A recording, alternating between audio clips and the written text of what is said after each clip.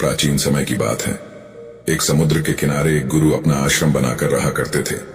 हजारों शिष्य उनसे ज्ञान ग्रहण करने के लिए दूर दूर से उनके पास आकर रहते थे। गुरु का ज्ञान देने का तरीका भी बहुत ही अनूठा था। शुरुआत में वो अपने शिष्यों को उपदेशों के माध्यम से ज्ञान देते थे। उसके बाद वो अपने शिष्यों को उस ज्ञान का अनुसरण करने के लिए कहते थे, उस ज्ञान को अपने व्यावहारिक जीवन में उतारने को कहते थे। एक बार उस आश्रम में एक सम्राट अपने बेटे को लेकर पहुंचा। उस सम्राट ने उस गुरु से प्रार्थना की और कहा कि आप मेरे बेटे को अपने आश्रम में रहने दें और अपने तरीके से उसे ज्ञान दें। उसे इस आश्रम में बिल्कुल भी ऐसा नहीं लगना चाहिए कि वो किसी सम्राट का बेटा है। उसे बिल्कुल साधारण शिष्यों की तरह ही ज्ञान देने की कृपा करें। गुरु ने मुस्कुराते हुए कहा कि सम्राट ज्ञान इसी तरीके से लिया जा सकता है। अगर तुम अपने आप को दूसरों से महान समझोगे तो तुम ज्ञान ग्रहण नहीं कर पाओगे। अगर तुम्हें ज्ञान ग्रहण करना है तो तुम्हें दूसरों की तरह अपने आप को साधारण समझना होगा। यही ज्ञान ग्रहण करने की सबसे पहली सीढ़ी होती है। तुम निश्चिंत रहो, आज से तुम्हारे बेटे की जिम्मेदारी मेरे कंधों पर है। यह कहकर गुरु सम्राट के बेटे को अपने साथ लेकर समुद्र के किनारे टहलने के लिए निकल गए। आश्रम के बाकी सभी बच्चे उस सम्राट को देख रहे थे। सम्राट अपने बेटे को अपने रथ पर बिठाकर लाया था, जिससे सभी बच्चे समझ गए थे कि यह बच्चा सम्राट का बेटा है। इसी वजह से आश्रम के सभी बच्चे सम्राट के बेटे की तरफ आकर्षित हो गए थे। जब गुरु सम्राट के बेटे को लेकर समुद्र पर टहल रहे थे तो सम्राट का बेटा अचानक फूट फूट कर रोने लगा, क्योंकि अभी वो सिर्फ 12 वर्ष का था और 12 वर्ष की आयु में उसके पिता उसे अपने से दूर करके चले गए थे। ये सदमा वो बच्चा सहन नहीं कर पा रहा था। वो नहीं समझ पा रहा था कि उसके पिता उसकी भलाई के लिए उसे उस गुरु के पास करके गए हैं।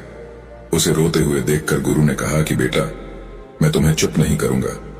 हो सकता है कि आज मैं तुम्हारे आंसू पोंछ दूं, लेकिन कल तुम फिर अपने आप को अकेला पाओगे। याद रखना, जीवन में इंसान अकेला आता है और अकेला ही जाता है। जितनी जल्दी जो इंसान इस बात को समझ लेता है, वो उतनी जल्दी आत्मज्ञान के रास्ते पर निकल जाता है। गुरु ने अपनी बात आगे बढ़ाते हुए कहा कि जो इंसान अकेला रहना सीख लेता है, वही खुद से प्यार कर पाता है, और जो खुद से प्यार करना जानता है, वो किसी के भी जाने का अफसोस नहीं करता, क्योंकि वो खुद से ही प्यार करता है। धीरे धीरे तुम आश्रम के माहौल में ढल जाओगे। शुरुआत में तुम्हें समस्या आ सकती है, लेकिन कुछ दिनों के बाद तुम इसे आत्मसात कर लोगे। उसके बाद तुम्हें यही जगह बहुत अच्छी लगने लगेंगी। ये जगह तुम्हें अपने महल जैसी लगने लगेंगी। संध्या हो चली थी। समुद्र के दूसरे छोर पर सूरज छिपने लगा था और अपनी लालिमा पूरे आसमान में बिखेर रहा था। बहुत ही सुंदर दृश्य था और गुरु शिष्य को अपने साथ लेकर आश्रम में वापस लौट आए। उस शिष्य को भी सांत्वना मिली, क्योंकि गुरु की आंखों में एक अभूतपूर्व शांति झलक रही थी। और जब हम किसी एकांतवासी गुरु की आंखों में वो शांति देख लेते हैं तो हमारे हृदय से भी सारा भार हट जाता है। मन एकदम निर्मल हो जाता है। जब सम्राट का बेटा रात्रि का भोजन करने के लिए भोजन कक्ष में पहुंचा तो आसपास के सभी शिष्य उसके पास आने लगे। उन सभी को पता था कि यह सम्राट का बेटा है और अगर हम इससे दोस्ती कर लेते हैं तो उससे हमारा बहुत फायदा होने वाला है। यही सोचकर आश्रम के ज्यादातर शिष्यों ने उसे घेर लिया था।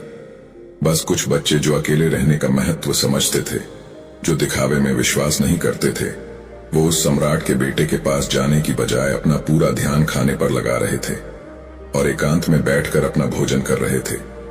कुछ दिनों के बाद सम्राट के बेटे की आश्रम के ज्यादातर बच्चों के साथ दोस्ती हो गई।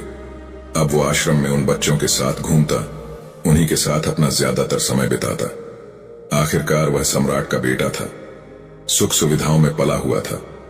आसपास बहुत से दास और दासियां होते थे। आसपास अपने मित्रों से घिरे होना, वही दिनचर्या उसने इस आश्रम में भी अपना ली थी।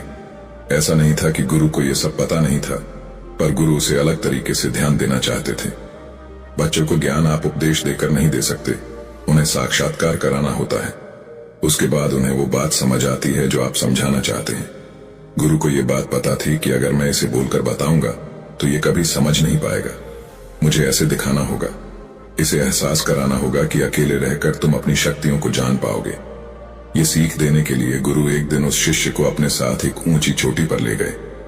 चोटी पर पहुंचकर गुरु ने उसे शिष्य से कहा कि अब तुम्हारा ज्ञान पूरा हो चुका है, बस एक आखिरी रात तुम्हें यहां पर बितानी होगी।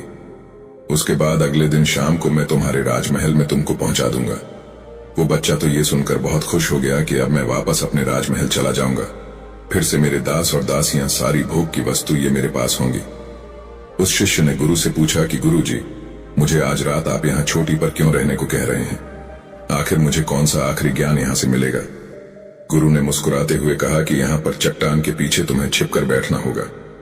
यहाँ पर रोज रात को एक बाज आता है।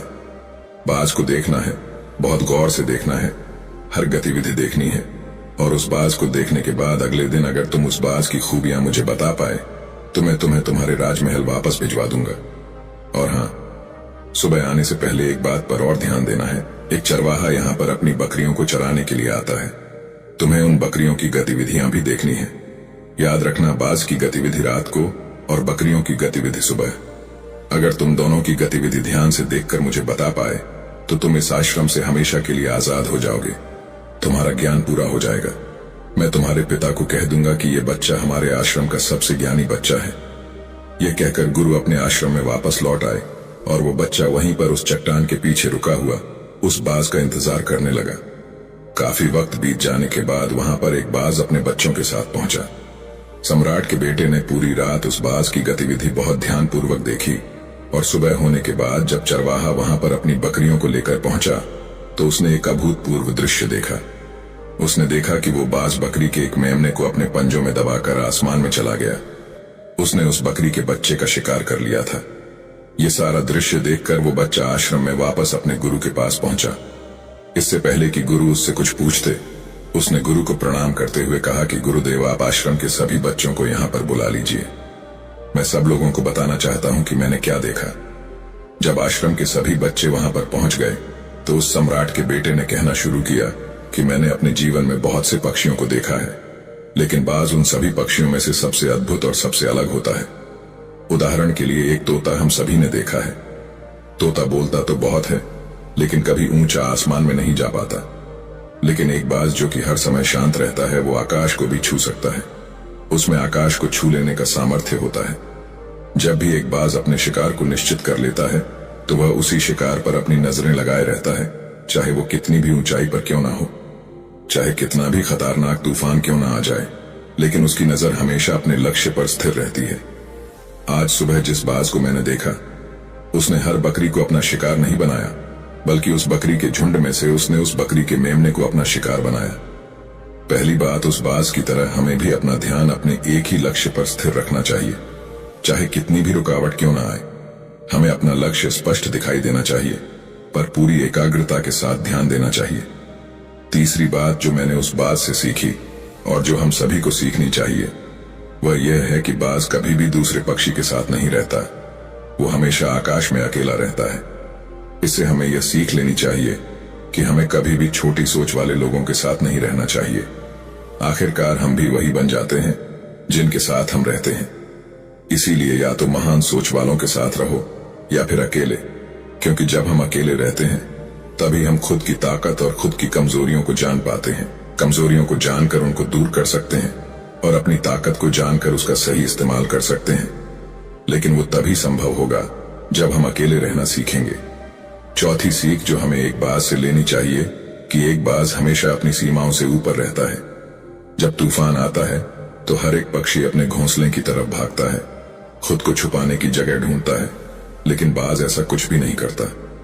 वो खुद की सीमाओं को हटाकर बादलों से भी ऊपर जाने का प्रयास करता है।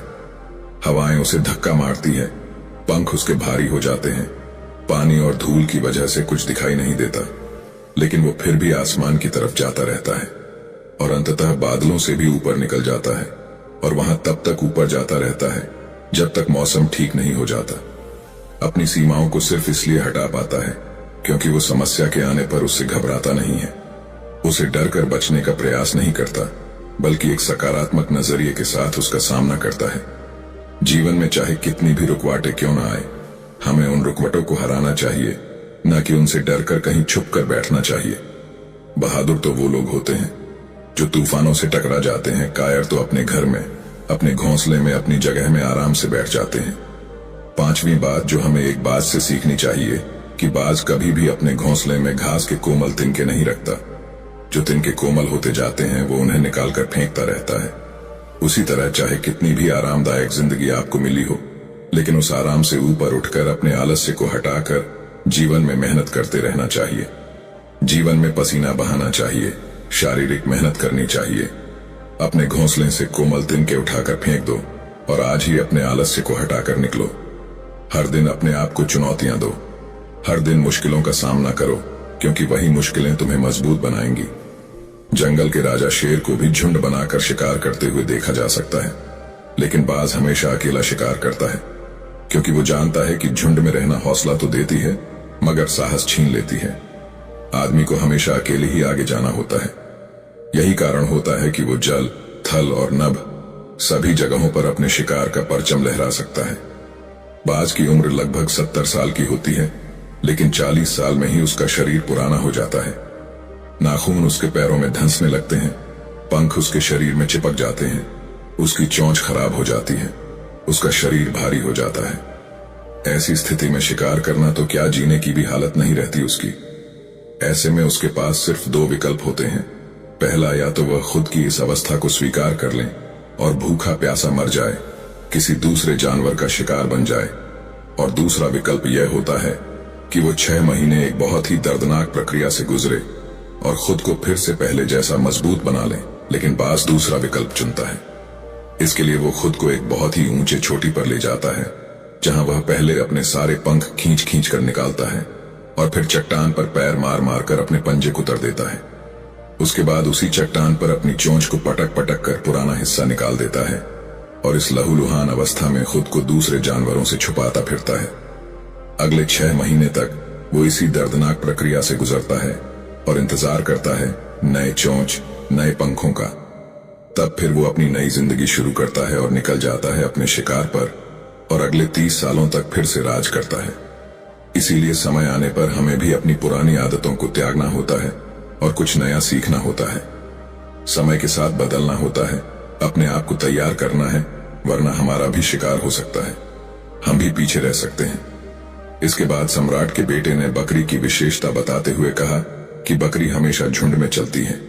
उन्हें झुंड में एक साथ चलने से हिम्मत मिलती है, लेकिन जैसे ही उन पर शिकार होता है वैसे ही वो बकरियां तितर बितर हो जाती। उस पूरी बकरियों में से एक भी बकरी अपने साथी की मदद करने के लिए वापस नहीं लौटती। इससे हमें यह सीख मिलती है कि हमारे साथ कितने भी लोग हो, किसी पर भी यकीन नहीं करना। यकीन करना तो खुद पर करना, क्योंकि बुरा समय आने पर वो बकरी तितर बितर हो जाएगी, आपको पता ही नहीं चल पाएगा। गुरु को प्रणाम करते हुए सम्राट के बेटे ने अपने गुरु से कहा कि गुरुदेव, अगर मुझसे कोई सीख रह गई हो तो कृपया करके आप बताने की कृपा करें। गुरु ने सभी बच्चों को संबोधित करते हुए कहा कि ये सभी बातें जो अभी इस बच्चे ने बताई हैं सब सही है, लेकिन ये सारी खूबियां आप लोगों में तभी पैदा हो पाएगी जब आप अकेले रहने का अभ्यास करेंगे। आपने देखा होगा कि बाज कभी भी किसी दूसरे पक्षी के साथ नहीं रहता, ना ही किसी के साथ अपनी दोस्ती बनाता। वो आसमान में अकेला रहता है और अकेला रहने की वजह से वो अपनी ताकत और अपनी कमजोरियों को जान पाता है। इसके बाद गुरु ने अपनी बात खत्म करते हुए कहा कि मैं आज रात इस सम्राट के बेटे को इसके राजमहल में पहुंचाने के लिए जा रहा हूं, क्योंकि इसकी सीख यहां पर पूरी हो गई है। और यह कहकर गुरु उस सम्राट के बेटे को राजमहल की तरफ ले जाते हैं। तो दोस्तों, ये थी आज की कहानी। तो वीडियो को लाइक करके अनजाना पथ चैनल को सब्सक्राइब करें और कमेंट बॉक्स में नमो बुद्धाय जरूर लिखें। और दोस्तों, आपका जो भी सवाल है वो आप इस वीडियो में पूछ सकते हैं। धन्यवाद। नमो बुद्धाय।